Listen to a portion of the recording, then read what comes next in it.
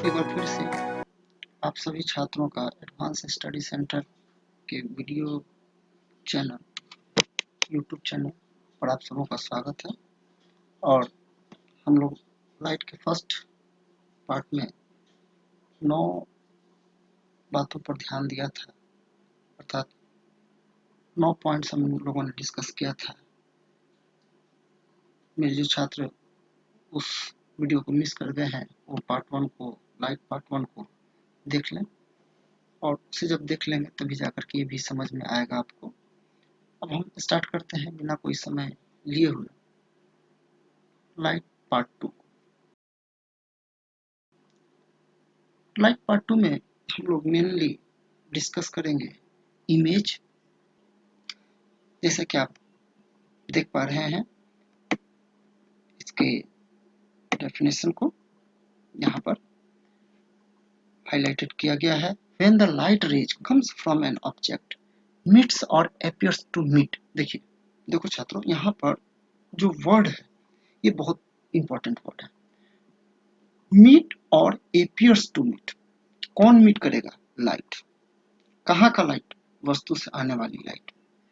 जब कोई light rays किरणें आती है वस्तु से और एक जगह पर मिलती है और एपियर टू मीट्स यानी कि मिलती हुई प्रतीत होती है। कब मिलती हुई प्रतीत होगी? आफ्टर रिफ्लेक्शन और रिफ्रैक्शन, परावर्तन अथवा अपवर्तन के बाद। तो वह जो है जहां पर मिलती है किरणें, वह वस्तु का यानी कि फर्स्ट ऑब्जेक्ट का इमेज होता है। अब यहाँ पर दो चीजें आई थी, पहला मीट और एपियर टू मीट। छात्रों, अगर आप इसका डेफिनेशन इस तरह से कर देते हैं, देखिएगा मैं कैसे डेफिनेशन निकालता हूं। When the light rays comes from an object meet after reflection or refraction is called real image।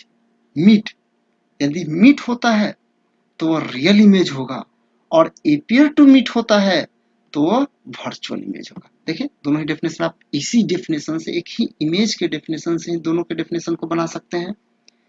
अब वर्चुअल इमेज का कैसे डेफिनेशन बनाइएगा? बस कुछ नहीं करना है, मीट को हटा दीजिए, एपियर टू मीट को ले लीजिए। When the light rays comes from an object or when the light rays comes from an object appear to meet after reflection or refraction is called virtual image of the first object। तो इस तरह से हम लोग image का अगर एक definition याद कर लेते हैं तो वही डेफिनेशन हमारे लिए रियल इमेज और वर्चुअल इमेज दोनों का डेफिनेशन हो जाएगा। ध्यान रखिएगा, रिफ्लेक्शन में भी यही हम डेफिनेशन को हम देखेंगे, और रिफ्रैक्शन में भी सिर्फ अंतर कर देंगे। रिफ्लेक्शन जब पढ़ेंगे तो यहाँ रिफ्लेक्शन लगा देंगे, रिफ्रैक्शन को हटा देंगे, और जब रिफ्रैक्शन पढ़ेंगे तो रिफ्लेक्शन को हटा देंगे। तो इस तरह से इमेज जो होता है, जब भी किसी वस्तु से प्रकाश की किरणें आती हैं तो परावर्तन अथवा अपवर्तन के बाद में अगर एक जगह मिल जाए तो रियल इमेज, और मिलता हुआ प्रतीत हो तो वर्चुअल इमेज। अब यहाँ पर देखते हैं रियल इमेज और वर्चुअल इमेज क्या है। देखिए रियल इमेज यहाँ पर है। देखिए यहाँ से मैंने एक मान लिया कि ये ऑब्जेक्ट है, और यहाँ पर जो है आपका कॉनकेव मिरर है। हम देखेंगे आगे कॉनकेव मिरर क्या होता है, कॉन्वेक्स मिरर क्या होता है, इसको बनाया कैसे जाता है, ये सब हम लोग देखेंगे आगे। लेकिन फिर समझने के लिए सिर्फ यहाँ हम लेते हैं। यहाँ पे एक ऑब्जेक्ट को इंडिकेट किया गया इस एरो के साइन से, और यहाँ से दो किरणें। ध्यान रखिएगा, कोई भी इमेज आपको बनाना है, चाहे लेंस में बनाना हो चाहे मिरर में बनाना हो, आपको दो किरण लेना ही है। मैंने फर्स्ट पार्ट में भी बोला था दो किरण लेने के लिए। टू रेज हम लेंगे ही लेंगे, और दोनों रे की सहायता से ही मिरर बनेगी, सॉरी इमेज बनेगी। तो दो किरणें आती हैं, एक किरण जो होता है वो इस रास्ते से रिफ्लेक्ट हो जाता है, और दूसरा जो किरण है वो इस रास्ते से रिफ्लेक्ट होता है, और यहीं पर दोनों एक बिंदु से मिलता है, और यहाँ से फिर मिरर से रिफ्लेक्ट होने के बाद में यहाँ पर आकर करके दोनों ही किरणें एक बिंदु पर मिलती हैं।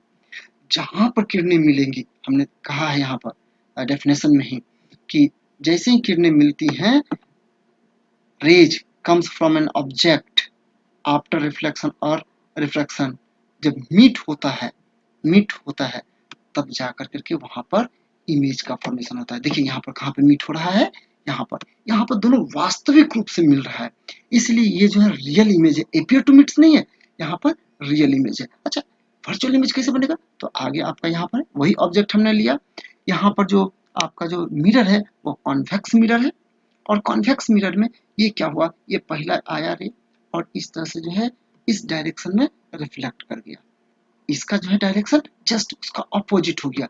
अब ये दोनों किरणें कभी आपस में मिलेंगी नहीं वास्तविक रूप से।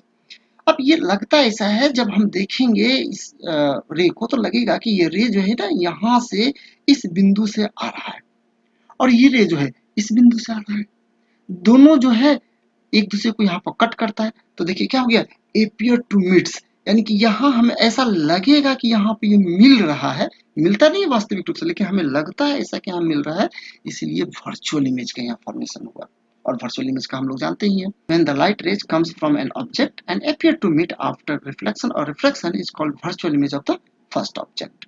तो यहाँ पर क्या हो रहा है, यहाँ पर मिला नहीं, और ये मिला नहीं बल्कि हमें ऐसा लगा कि इस बिंदु से ये लाइट आ रहा है, और जहां पर ये दोनों बिंदु दोनों लाइट जो एक दूसरे को मीट करते हैं, कट करते हैं, वो बिंदु और प्रिंसिपल एक्सिस के बीच में ये एक इमेज का फॉर्मेशन होता है, जो कि उस वस्तु का वर्चुअल इमेज होता है।